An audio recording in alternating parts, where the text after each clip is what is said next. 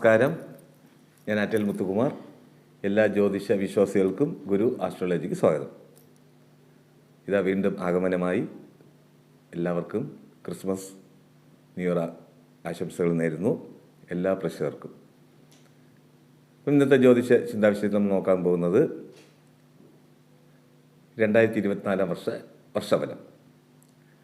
ഏതെല്ലാം രാശിക്കാർക്കാണ് ഗുണഫലം, ഏതെല്ലാം രാശിക്കാർക്കാണ് ഗുണദോഷ സമ്മിശ്ര ഫലം, ഏതെല്ലാം രാശിക്കാർക്കാണ് ഗുണദോഷ ഫലം. അപ്പം പ്ലാനറ്റ് അനുസരിച്ചാണ് ഒരു വർഷത്തെ ഫലമാണ് പറയുന്നത്. ആദ്യം നോക്കാൻ പോകുന്നത് മേടക്കൂറുകാർക്ക് എങ്ങനെ. അശ്വതി, ഭരണി, കാർത്തികകാല് ഇവർക്ക് ശനിയുടെ വക്രഗതി സഞ്ചാരം കഴിഞ്ഞു. ശനി 11-ലാണ്. രാഹുവിൻ്റെ മാറ്റം സംഭവിച്ചു. രാഹു 12-ലാണ്, മീനത്തിൽ. ശനി കുംഭത്തിലും രാഹു മീനത്തിലും. ജന്മഗുരു തുടരുകയാണ്. അപ്പം മെയ് 1 വരെ ജന്മഗുരുവാണ്.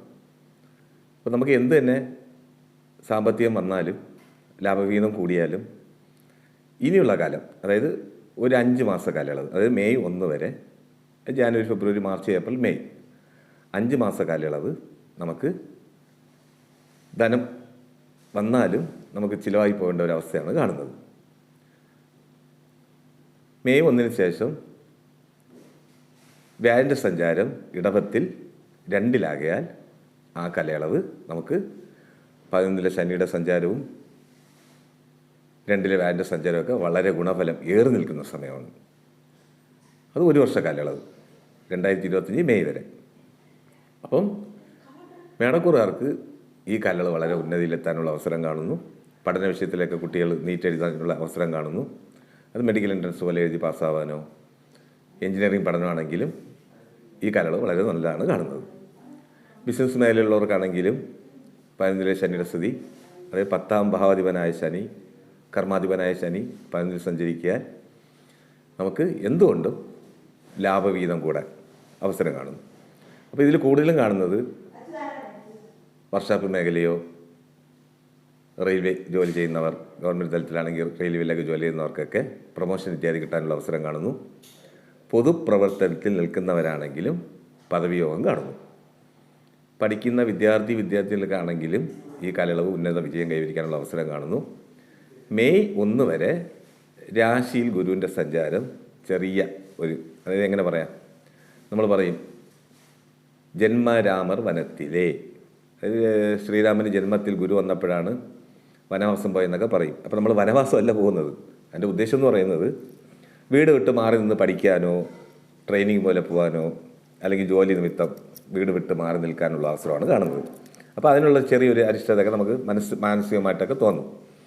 എന്തുകൊണ്ടും മെയ്ന് ശേഷം, 2024 മെയ്ന് ശേഷം നമുക്ക് അടുത്ത 2025 മെയ് വരെ വ്യാഴൻ്റെ സഞ്ചാരം വളരെ അനുകൂലമാണ്.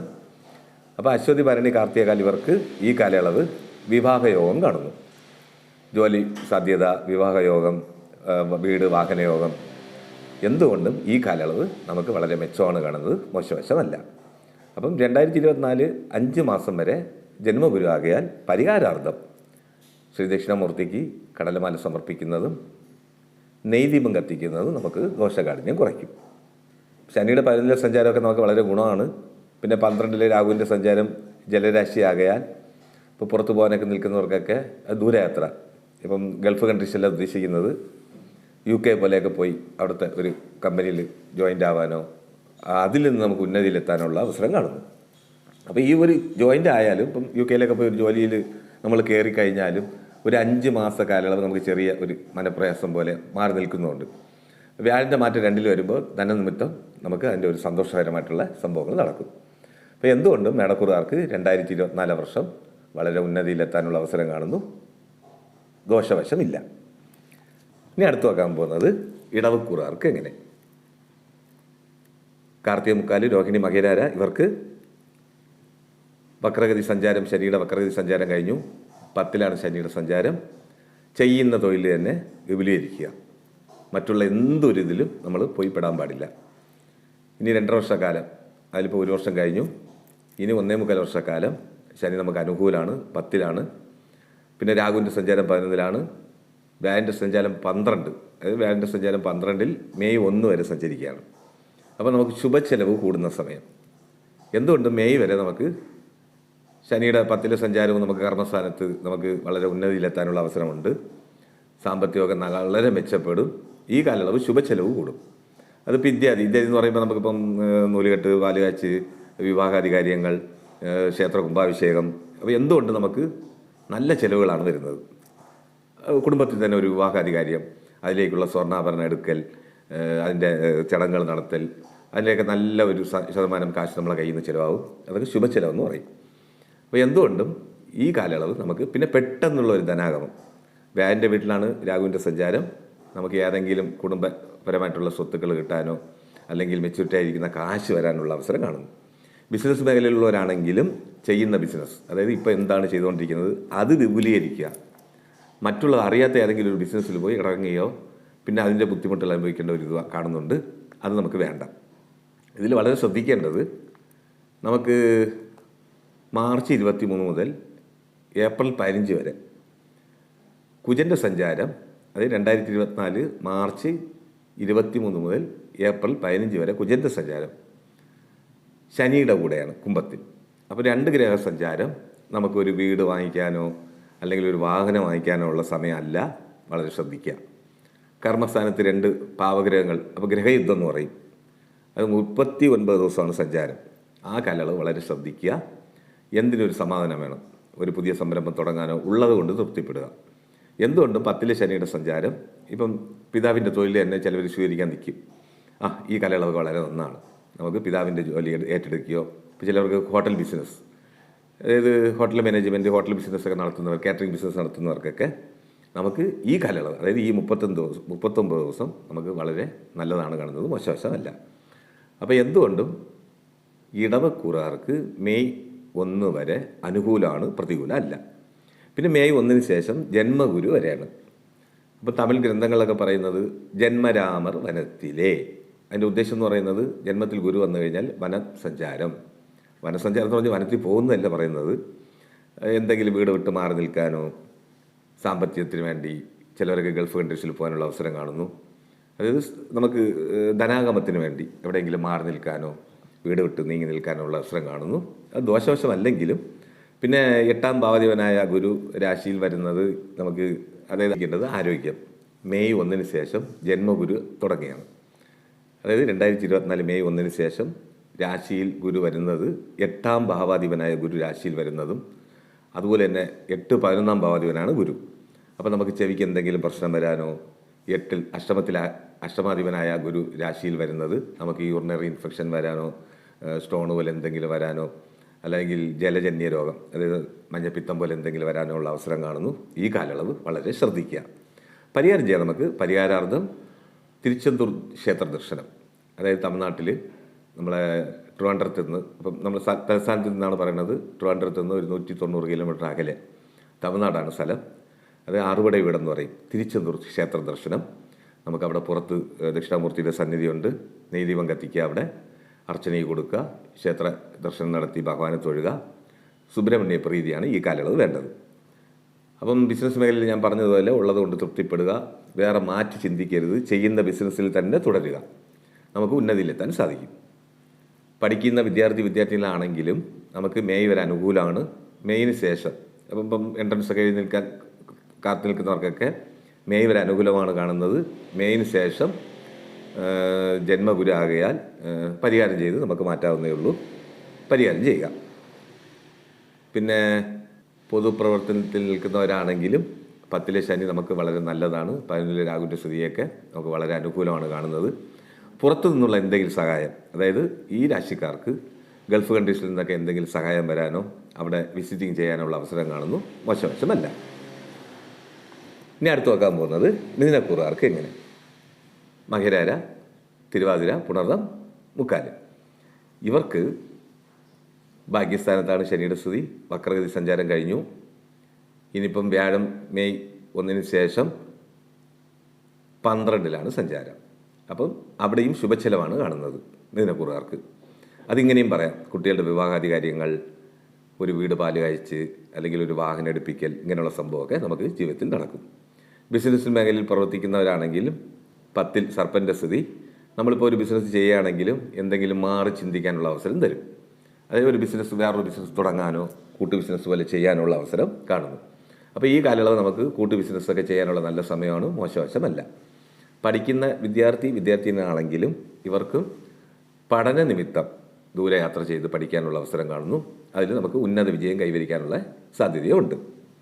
അപ്പം മിഥുനക്കൂറുകാർക്ക് ഈ കാലയളവ്, അതായത് 2024 വർഷം നമുക്ക് വളരെ നല്ലതാണ് കാണുന്നത്, മോശവശമല്ല. ശനിയുടെ 9ലെ സ്ഥിതിയൊക്കെ നമുക്ക് വളരെ നല്ലതാണ്. 8ാം ഭാവാധിപനാണെങ്കിലും 9ൽ സഞ്ചരിക്കുന്നത് നമുക്ക് വളരെ അനുകൂലമാണ് കാണുന്നത്. ഇനി അടുത്ത് നോക്കാൻ പോകുന്നത് കർക്കിടകക്കൂറുകാർക്ക് എങ്ങനെ. ഇവർ വളരെ ശ്രദ്ധിക്കുക. അഷ്ടമത്തിലാണ്, വക്രഗതി സഞ്ചാരം കഴിഞ്ഞു, അഷ്ടമത്തിലാണ് ശനിയുടെ സ്ഥിതി. രാഹു 9ലാണ്. ഈ കാലയളവ് ദൈവവിശ്വാസം കുറയും, ക്ഷേത്ര ദർശനമൊക്കെ നടത്താനുള്ള ബുദ്ധിമുട്ട് അനുഭവപ്പെടും. അത് തടസ്സം. മെയ് 1 ശേഷം നമുക്ക് 11ലാണ് വ്യാഴൻ്റെ സഞ്ചാരം. മെയ് വരെ നമുക്ക് ചെറിയ അരിഷ്ടതകൾ കാണുന്നുമെങ്കിലും 2024 മെയ് 1 ശേഷം വ്യാഴൻ്റെ മാറ്റം ഇടവത്തിലാണ്. അപ്പം കർക്കിടക രാശിക്കാർക്ക് ഏല നക്ഷത്രം വരും, പുണർതങ്കാല്, പൂയം, ആയില്യം. ഇവർക്ക് മെയ് 1 വരെ 10ലെ വ്യാഴൻ്റെ സ്ഥിതി സാമ്പത്തിക ബുദ്ധിമുട്ടുണ്ടാക്കും. 8ലെ ശനിയുടെ വക്രഗതി സഞ്ചാരം കഴിഞ്ഞു, നേർഗതിയാണ്. അത് നമുക്ക് ധനപരമായിട്ടൊക്കെ വളരെ ബുദ്ധിമുട്ട് അനുഭവിക്കും. മെയ് 1 ശേഷം, അതായത് 2024 മെയ് 1 ശേഷം വ്യാഴം 11ലാകയാൽ, അതായത് 5-ാം മാസത്തിന് ശേഷം നമുക്ക് വളരെ ഗുണം ചെയ്യുന്ന സമയമാണ്. ലാഭവിഹിതം കൂടാനോ, ബിസിനസ്സിൽ നിൽക്കുന്നവർക്കൊക്കെ ലാഭവിഹിതം കൂടാനോ, കുട്ടികളെ കൊണ്ടുള്ള അതായത് 5-ാം ഭാവം ദൃഷ്ടി വരികയാണ് വ്യാഴന്. അപ്പോൾ കുട്ടികളെ കൊണ്ടുള്ള ഉന്നതി, മക്കളെ കൊണ്ടുള്ള സന്തോഷകരമായിട്ടുള്ള മനസ്സന്തോഷം, ഇങ്ങനെയുള്ള അനുഭവങ്ങൾ നമുക്ക് നടക്കും. ഇതിൽ വളരെ ശ്രദ്ധിക്കേണ്ടത്, അതായത് കർക്കിടകക്കൂറുകാർ വളരെ ശ്രദ്ധിക്കേണ്ടത് മാർച്ച് 15 മുതൽ ഏപ്രിൽ 23 വരെ ഈ കാലയളവ് കുംഭത്തിലാണ് ചൊവ്വയുടെ സഞ്ചാരം, 39 ദിവസം. അപ്പോൾ 8ൽ 2 പാവഗ്രഹം വരുന്നത് അത് വ്യാഴമാറ്റത്തിന് മുന്നെയാണ് സംഭവിക്കുന്നത്. സാമ്പത്തിക ഇടപാടിലൊക്കെ വളരെ ശ്രദ്ധ വേണം. ഇല്ലീഗലായിട്ട് ഒന്നും പ്രവർത്തിക്കരുത്. നമുക്ക് അത് നിയമ നടപടി വരാനുള്ള അവസരം കാണുന്നു. എന്തിനും, അത് ബിസിനസ് മേഖലയിൽ പ്രവർത്തിക്കുന്നവരാണെങ്കിലും പൊതുപ്രവർത്തനത്തിൽ നിൽക്കുന്നവരാണെങ്കിലും പഠിക്കുന്ന വിദ്യാർത്ഥിനികളാണെങ്കിലും ഏതൊരു കാര്യത്തിലും ഇല്ലീഗലായിട്ടൊന്നും പ്രവർത്തിക്കരുത്. അപ്പം നമുക്ക് ഈ കാലയളവ് നമ്മൾ അത് പെട്ടുപോകും. ബിസിനസ്സിലൊക്കെ ചിലവർ പറയും അത് ചെയ്ത് കളയാം, ഇത് ചെയ്ത് കളയാം, നമുക്ക് ഈ കാശ് ഇറക്കി എത്ര കിട്ടും. ചിലപ്പം ഊഹ കച്ചവടം. ഈ കാലയളവ് അത്ര നന്നല്ല, വളരെ ശ്രദ്ധിക്കുക കർക്കിടകക്കൂറുകാർ. പ്രായമായവരുണ്ടെങ്കിലും ഈ കാലയളവ് രാത്രി യാത്ര ഒഴിവാക്കുക. എന്തിനൊരു സമാധാനം വേണം. ചെറിയ ആക്സിഡൻറ്റ് പറ്റാനുള്ള അവസരം കാണുന്നു ഈ സമയം, അതായത് മാർച്ച് 15 മുതൽ ഏപ്രിൽ 23 വരെ വളരെ ശ്രദ്ധിക്കുക. ഇനി അടുത്ത് നോക്കാൻ പോകുന്നത് ചിങ്ങക്കൂറുകാർക്ക് എങ്ങനെ. മകം, പൂരം, ഉത്തരം കാലടങ്ങുന്നതാണ് ചിങ്ങക്കൂറ്. ഇവർക്ക് ശനിയുടെ വക്രഗതി സഞ്ചാരം കഴിഞ്ഞു, ഇപ്പം നേർഗതിയാണ്, 7ലാണ് സഞ്ചാരം, കണ്ടകശനി എന്ന് പറയും. വ്യാഴൻ്റെ സഞ്ചാരം മെയ് 1 വരെ നമുക്ക് അനുകൂലമാണ്. രാശിയിലെ ദൃഷ്ടി ചെയ്യുന്ന വ്യാഴം നമുക്ക് വളരെ അനുകൂല ഭാവത്തിലാണ് നിൽക്കുന്നത്. മെയ് 1 ശേഷം ഇടവത്തിൽ 10ാം ഭാവത്തിലാണ് വ്യാഴൻ്റെ സ്ഥിതി. അപ്പോൾ കണ്ടകശനിയുടെ എഫക്റ്റ് കൂടും ഈ കാലയളവ്. അതായത് 2024 മെയ് 1 ശേഷം വളരെ ശ്രദ്ധിക്കുക. ആരോഗ്യം, പിന്നെ ശ്രദ്ധിക്കേണ്ടത് ധനപരമായിട്ടുള്ള കാര്യങ്ങളിലൊക്കെ വളരെ, അതായത് എന്തൊരു ഇതിനും നമുക്ക് ഇപ്പോൾ കുട്ടികൾക്കൊക്കെ EMI എടുക്കാം, എന്തൊന്നും EMI, അതായത് ഇപ്പം ഇത്തിരി സാമ്പത്തികം ഉള്ളതുകൊണ്ട് പെട്ടെന്ന് എടുത്തിടും. നമുക്ക് ഈ 5-ാം മാസത്തിന് ശേഷം സാമ്പത്തികത്തിൽ എന്തെങ്കിലും ബുദ്ധിമുട്ട് വരുമ്പോൾ EMI അടയ്ക്കാൻ പറ്റൂല. അതായത് കടം വാങ്ങിക്കരുത്, വളരെ ശ്രദ്ധിക്കുക. അതായത് ചിങ്ങക്കൂറുകാർ. പഠിക്കുന്ന വിദ്യാർത്ഥിനാണെങ്കിലും അതായത് ഉറക്കമില്ലായ്മ, അല്ലെങ്കിൽ ഉറക്കം കൂടുതൽ, അല്ലെങ്കിൽ എങ്ങനെ പറയാം, ഒരു മടി, വളരെ പിന്നോക്കം നിൽക്കുന്ന അവസ്ഥയാണ് മെയിന് ശേഷം കാണുന്നത്. പരിഹാരാർത്ഥം ശ്രീധർമ്മശാസ്താവിന് നീരാജന വഴിപാട് നടത്തുന്നത് നമുക്ക് ദോഷകാഠിന്യം കുറയ്ക്കും. വ്യാഴൻ്റെ മെയിന് ശേഷം വ്യാഴൻ്റെ 10ലെ സ്ഥിതിക്ക് ദക്ഷിണാമൂർത്തി നീദീപ വഴിപാട് നടത്തുന്നതും തമിഴ്നാട്ടിലെ തിരുച്ചെന്തൂർ സുബ്രഹ്മണ്യ സ്വാമി ക്ഷേത്രത്തിൽ ദർശനം നടത്തുന്നത്, അർച്ചനയും കൊടുക്കുന്നതും, അവിടെ പുറത്ത് ദക്ഷിണാമൂർത്തിയുടെ സന്നിധിയുണ്ട്, അവിടെ നെയ്ദീപം കത്തിക്കുന്നതൊക്കെ ദോഷകാഠിന്യം കുറയ്ക്കും. ബിസിനസ് മേഖലയിൽ പ്രവർത്തിക്കുന്നവരാണെങ്കിലും ഈ കാലയളവ് വളരെ ശ്രദ്ധിക്കുക. നമുക്ക് എന്തൊരു സാധനം വാങ്ങിച്ചാലും അത് ഇരിപ്പിരിക്കും. അതായത് എങ്ങനെ പറയാം, ഒരു കച്ചവടത്തിൽ നമ്മളിപ്പം പർച്ചേസ് കൂടുതൽ ചെയ്യുകയാണെങ്കിൽ ഇരുന്ന് പോകും. അതുകൊണ്ട് വളരെ ശ്രദ്ധിക്കുക. മെയിന് ശേഷം ഇപ്പോൾ എന്തുകൊണ്ടും ചിങ്ങക്കൂറുകാർക്ക് അത്ര നന്നല്ല ഈ കാലയളവ്, വളരെ ശ്രദ്ധിക്കുക. ഇനി അടുത്ത് നോക്കാൻ പോകുന്നത് കന്നിക്കൂറുകാർക്ക് എങ്ങനെ. ഉത്തരമുക്കാല്, അത്തം, ചിത്തിരാര ഇവർക്ക് 6ലാണ് ശനിയുടെ സഞ്ചാരം. അപ്പോൾ രാശി പറയുമ്പോൾ ആകായ രാശി എന്ന് പറയുന്നത്, ആകാശ രാശി എന്നാണ് പറയുന്നത്. ഇവർക്ക് ഇപ്പോൾ ഗൾഫ് മേഖലയിലൊക്കെ പ്രവർത്തിക്കുന്നവരാണെങ്കിലും ഗൾഫ് മേഖലയിൽ ജോലിക്ക് പോകാൻ ആഗ്രഹിച്ച് നിൽക്കുന്നവർക്കൊക്കെ, അത് പുറത്ത് ജോലിക്ക് പോകാൻ ആഗ്രഹിച്ച് നിൽക്കുന്നവർക്കൊക്കെ ഈ കാലയളവ് വളരെ അനുകൂല ഭാവമാണ് കാണുന്നത്. 2024 മെയ് 1 ശേഷം വ്യാഴൻ്റെ സഞ്ചാരം നമുക്ക് ഭാഗ്യസ്ഥാനത്താണ് വരുന്നത്. അപ്പം 2024 എന്തുകൊണ്ടും കന്നിക്കൂറുകാർക്ക് വളരെ ഗുണപ്രദമാണ്. വിവാഹാദി കാര്യങ്ങളിലൊക്കെ ഈ കാലയളവ് നമുക്ക് വളരെ നല്ലതാണ് കാണുന്നത്, മോശവശമല്ല. ചിലവർക്കിപ്പം പഠന വിഷയത്തിലൊക്കെ ഇപ്പം ചെറിയ അലസത കാണുന്നുണ്ട്. അത് മെയിന് ശേഷം നമുക്ക് വളരെ ഉന്നതിയിലെത്താനുള്ള അവസരം കാണുന്നു. ബിസിനസ് മേഖലയിൽ പ്രവർത്തിക്കുന്നവരാണെങ്കിലും ഈ മെയ് വരെ നമുക്ക് ചെറിയ സാമ്പത്തിക ബുദ്ധിമുട്ട് ഉണ്ടാവുമെങ്കിലും മെയ്യിന് ശേഷം, അതായത് 2024 മെയ് 1 ശേഷം ഭാഗ്യസ്ഥാനത്ത് വരുന്ന ഗുരുവിൻ്റെ സഞ്ചാരം നമുക്ക് വളരെ ഗുണപ്രദമാണ്. 6ലെ ശനിയുടെ സഞ്ചാരമൊക്കെ നമുക്ക് ഒരു പുതിയ വീട് വയ്ക്കാനോ വാങ്ങിക്കാനോ അല്ലെങ്കിൽ വാഹനാദി യോഗം, ശുഭകാര്യം, കുടുംബത്തിൽ മക്കൾക്ക് കുട്ടികളുടെ വിവാഹാദി കാര്യങ്ങൾ, പഠന വിഷയത്തിൽ കുട്ടികളുടെ പഠനം പൂർത്തിയായി അവരുടെ ജോലി സാധ്യത, എന്തുകൊണ്ട് വളരെ മനസ്സന്തോഷമാണ് കാണുന്നത് ഈ കാലയളവ്. അപ്പോൾ പൊതുഫലം പറയുമ്പോൾ കന്നിക്കൂറുകാർക്ക് 2024 വർഷം വളരെ അനുകൂലമാണ്, പ്രതികൂല അല്ല. പ്രായമായവരുണ്ടെങ്കിലും അവർക്കും കുടുംബക്ഷേത്ര വഴിപാട് നടത്താനോ മഹാക്ഷേത്ര ദർശനം നടത്താനുള്ള യോഗം കാണുന്നു. ഇനി അടുത്ത് നോക്കാൻ പോകുന്നത് തുലാക്കൂറുകാർക്ക് എങ്ങനെ. ചിത്തിരാര, ചോതി, വിശാഖ, മുക്കാല് ഇവർക്ക് ഇപ്പം വക്രഗതിയിലായിരുന്നു ശനിയുടെ സഞ്ചാരം. 5ലാണ്. വളരെ മറവി പ്രശ്നങ്ങളൊക്കെ ഉണ്ടായിരുന്നു. വിദ്യാർത്ഥികൾക്കൊക്കെ വളരെ, അതായത് പഠിച്ചിട്ട് മനസ്സിൽ നിൽക്കുന്നില്ല, വളരെ ഓർമ്മ കുറവായിരിക്കുന്നത്, ക്ലാസ് ശ്രദ്ധിച്ചാലും പരീക്ഷ എഴുതുമ്പോൾ മറക്കുകയാണ്, ഇങ്ങനെയൊക്കെ ചെറിയ ചെറിയ പ്രശ്നങ്ങളുണ്ടായിരുന്നു തുലാക്കൂറുകാർക്ക്.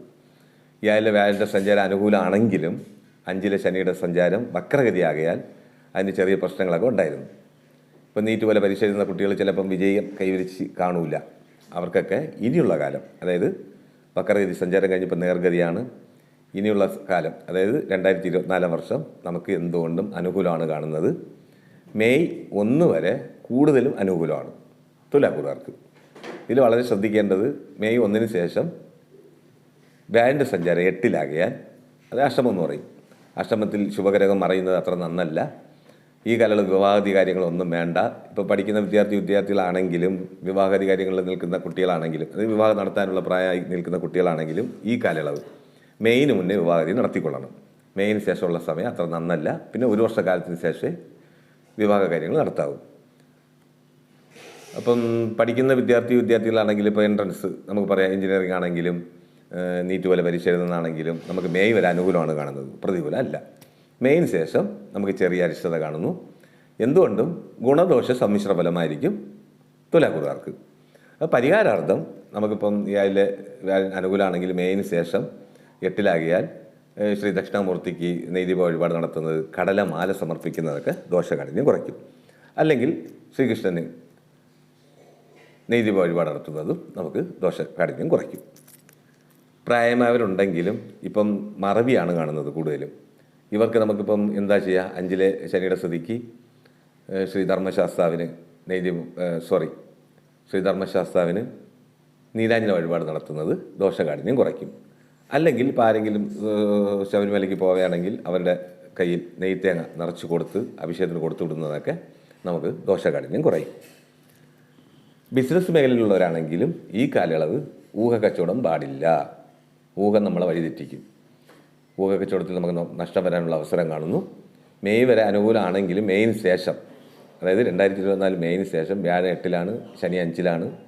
പിന്നെ 6ൽ രാഹുവിൻ്റെ സ്ഥിതി പുറത്ത്, അതായത് ഗൾഫ് മേഖലയിലൊക്കെ ജോലി സാധ്യത ഉണ്ട്. അങ്ങനെ തയ്യാറായി നിൽക്കുന്നവർക്ക്, തുലാക്കൂറുകാർക്ക് ഗൾഫിലൊക്കെ പോയി ജോലി ചെയ്യാനുള്ള അവസരം കാണുന്നു. അപ്പോൾ ബിസിനസ് മേഖലയിലുള്ളവർ വളരെ ശ്രദ്ധിക്കുക. എന്തുകൊണ്ടും ഈ കാലയളവ് തുലാക്കൂറുകാർക്ക്, അതായത് 2024 വർഷം തുലാക്കൂറുകാർക്ക് ഗുണദോഷ സമ്മിശ്ര ഫലമായിരിക്കും ഫലം. ഇനി അടുത്ത് നോക്കാൻ പോകുന്നത് വൃശ്ചികക്കുറുകാർക്ക് എങ്ങനെ. വിശാഖംകാല്, അനിഴം, തൃക്കേട്ട. ഇവർക്കിപ്പോൾ നിലവിൽ വക്രഗതിയിൽ നിന്ന് ശനി 4-ലാണ്. ഇപ്പോൾ കണ്ടതെന്ന് പറയും, ഇപ്പോൾ നേർഗതിയാവുകയാണ്, ബലം കൂടെയാണ്. അപ്പോൾ വളരെ ശ്രദ്ധിക്കുക.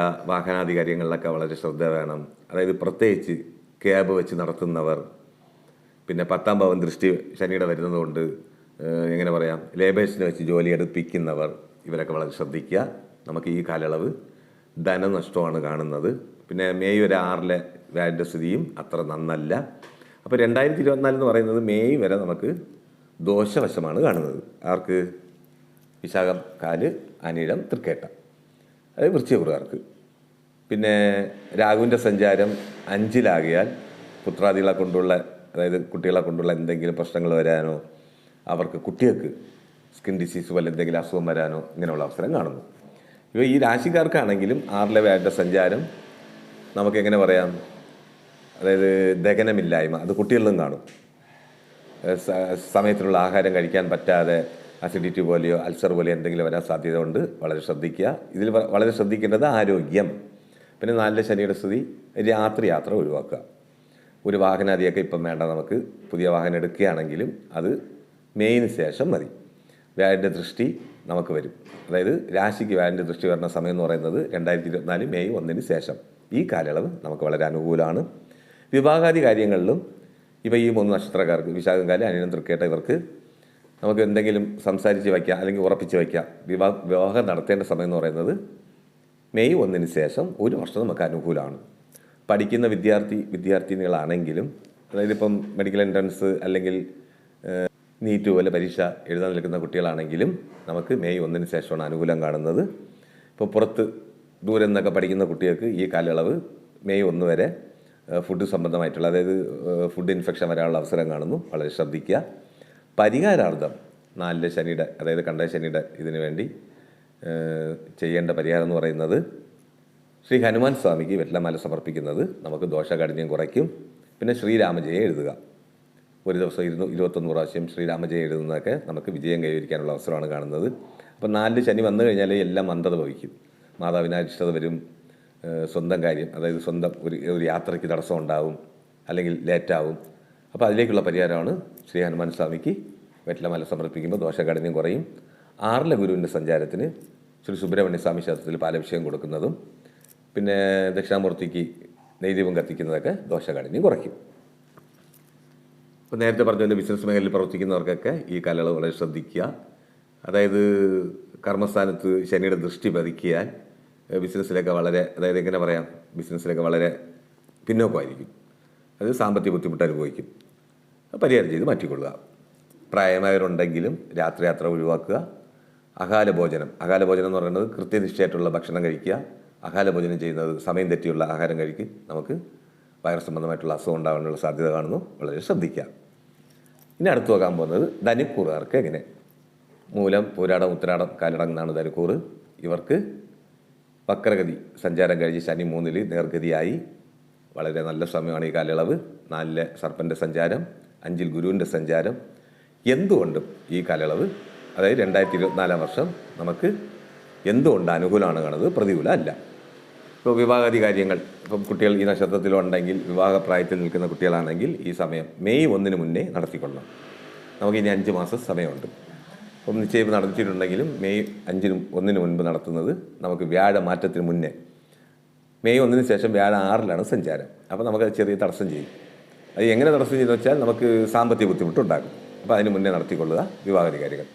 പഠിക്കുന്ന വിദ്യാർത്ഥികളാണെങ്കിലും ഇവർക്ക് ഉന്നത വിജയം കൈവരിക്കാനുള്ള അവസരമാണ് കാണുന്നത് ധനുക്കൂറുകാർക്ക്. അപ്പോൾ എന്തുകൊണ്ടും മെയ് 1 വരെ, പൊതുഫലം പറയുമ്പോൾ മെയ് 1 വരെ, 2024 മെയ് 1 വരെ വളരെ ഉന്നതിയിലെത്താനുള്ള അവസരവും പരീക്ഷാ വിജയം കൈവരിക്കാനും വിവാഹാദി കാര്യങ്ങളിലൊക്കെ ശുഭകാര്യം നടക്കാനുള്ള അവസരം കാണുന്നു. ബിസിനസ് മേഖലയിൽ പ്രവർത്തിക്കുന്നവരാണെങ്കിലും ഈ കാലയളവ് നമുക്ക് ഊഹക്കച്ചവടമൊക്കെ വളരെ, അതായത് പെർഫെക്റ്റായിട്ട് നടക്കും. ബിസിനസ്സിൽ അത് ലാഭവിഹിതം കൂടും. ഇപ്പം സ്വർണ്ണമൊക്കെ വാങ്ങിക്കാനുള്ള അവസരമാണ്. രാശിക്ക് രാജദൃഷ്ടി വരുന്നതുകൊണ്ട് നമുക്ക് സ്വർണം വാങ്ങിക്കാനുള്ള യോഗം കാണുന്നു. ധനാഗമം വരാനുള്ള യോഗം കാണുന്നു. വീട് വാഹനാദി യോഗം കാണുന്നു. കുടുംബത്തിൽ ശുഭകാര്യം നടക്കാനുള്ള അവസരമാണ്. എന്തുകൊണ്ടും മെയ് 1 വരെ നമുക്ക് വളരെ ഗുണഫലമാണ് കാണുന്നത്. മെയ് 1 ശേഷമാണെങ്കിലും സാമ്പത്തിക ബുദ്ധിമുട്ടൊന്നും ഉണ്ടാവില്ല, ആരോഗ്യം ശ്രദ്ധിക്കുക.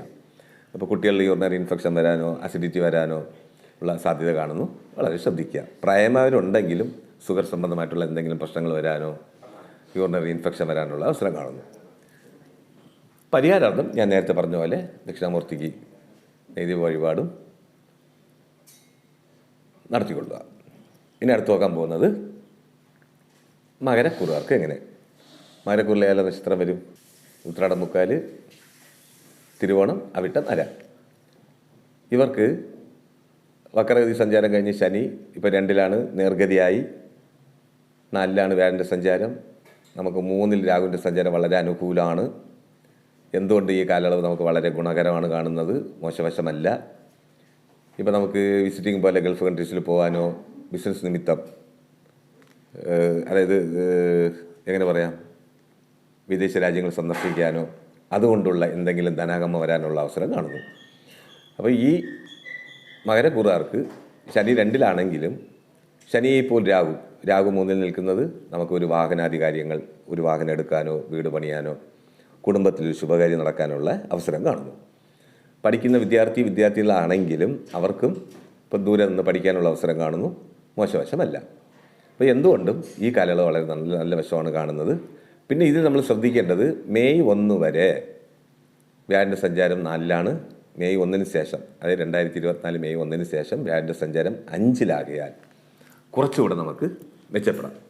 മെച്ചം എന്ന് പറയുന്നത് ബിസിനസ് മേഖലയിലൊക്കെ വളരെ ഉന്നതിയിലെത്താം, ലാഭവീതം കൂടും. പഠിക്കുന്ന വിദ്യാർത്ഥികളാണെങ്കിലും ഇവർക്ക് പരീക്ഷാ വിജയം, ഉന്നത വിജയം കൈവരിക്കാൻ സാധിക്കും. 5-ൽ വ്യാഴൻ്റെ സ്ഥിതി വരുമ്പോൾ മകരക്കൂറിലുള്ളവർക്ക് വിവാഹകാരി, അതിൽ പെൺകുട്ടികളാണെങ്കിലും ആൺകുട്ടികളാണെങ്കിലും വിവാഹയോഗം കാണുന്നു. ഇപ്പം പരീക്ഷയാണെങ്കിലും നീറ്റ് പോലെ പരീക്ഷ എഴുതാനുള്ള അവസരം കാണുന്നു, അതിൽ ഉന്നത വിജയം കൈവരിക്കാനുള്ള അവസരം കാണുന്നു.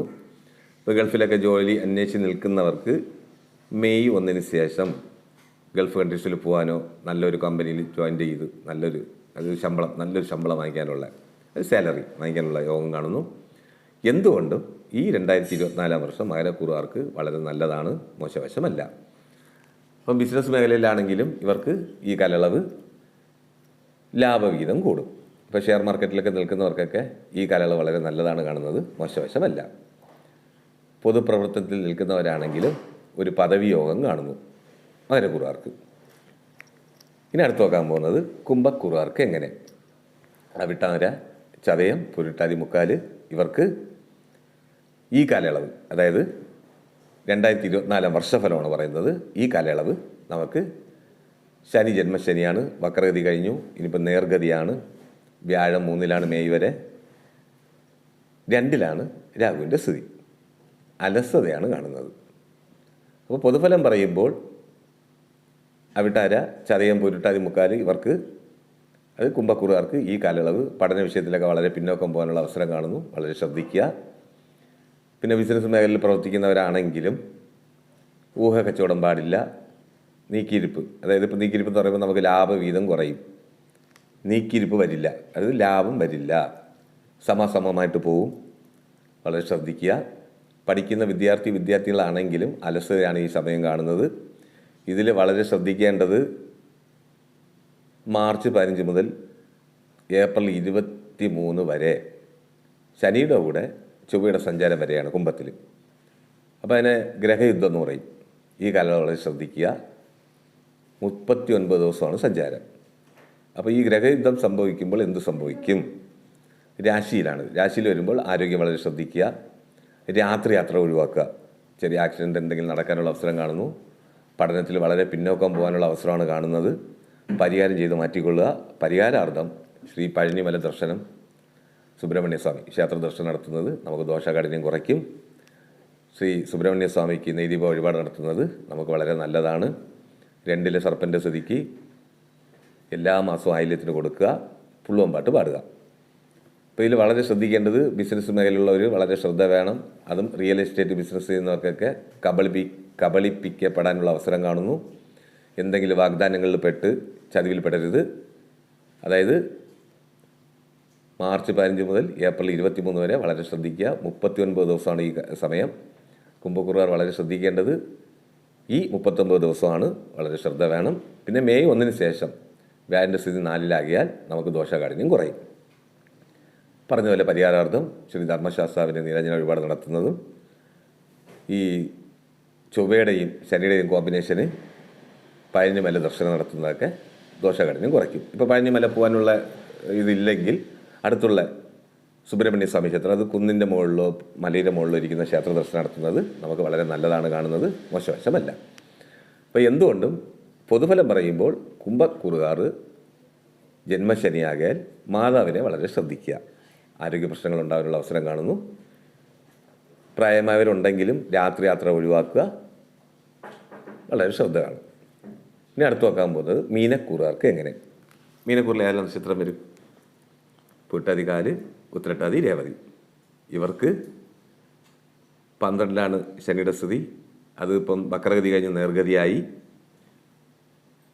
രാശിയിലാണ് രാഹുവിൻ്റെ സഞ്ചാരം. മെയ് വരെ നമുക്ക് വളരെ അനുകൂലമാണ്. 2024 വർഷഫലമാണ് പറയുന്നത്. മെയ് 1 വരെ വ്യാഴൻ്റെ സഞ്ചാരം 2ലാണ്. ധനപരമായിട്ടൊക്കെ നമുക്ക് വളരെ ഉന്നതിയിലെത്താനുള്ള അവസരമാണ് കാണുന്നത്. പഠിക്കുന്ന വിദ്യാർത്ഥികളാണെങ്കിലും ഉന്നത പരീക്ഷാ വിജയം കൈവരിക്കാം. ഇപ്പോൾ പുതിയ എൻട്രൻസ്, ഇപ്പോൾ എൻജിനീയറിംഗ് ആണെങ്കിലും നീറ്റ് പോലെ പരീക്ഷ എഴുതുന്നവരാണെങ്കിലും വളരെ ഉന്നത സ്ഥാനം, അതായത് ഉന്നത വിജയം കൈവരിക്കാൻ സാധിക്കും. ബിസിനസ് മേഖലയിലാണെങ്കിലും 10ാം ഭാവജന വ്യാഴൻ്റെ സ്ഥിതി 2ലാകിയാൽ നമുക്ക് മെയ് 1 വരെ നമുക്ക് അനുകൂലമാണ്, പ്രതികൂലമല്ല. മെയ് 1 ശേഷം വ്യാഴൻ മാറി മറവിൽ വരെയാണ് 3ൽ. ഈ കാലയളവ് വളരെ ശ്രദ്ധിക്കുക. അത് 2024 വർഷം മെയ് 1 ശേഷം വ്യാഴൻ്റെ സ്ഥിതി 3ലാകിയാൽ ധനപരമായിട്ടൊക്കെ ചെറിയ ബുദ്ധിമുട്ട് അനുഭവിക്കേണ്ടി വരും. പഠിക്കുന്ന വിദ്യാർത്ഥികളാണെങ്കിൽ അലസതയാണ് കാണുന്നത്. ബിസിനസ് മേഖലയിൽ പ്രവർത്തിക്കുന്നവരാണെങ്കിലും ഈ കാലയളവ് വളരെ ശ്രദ്ധ പുലർത്തുക.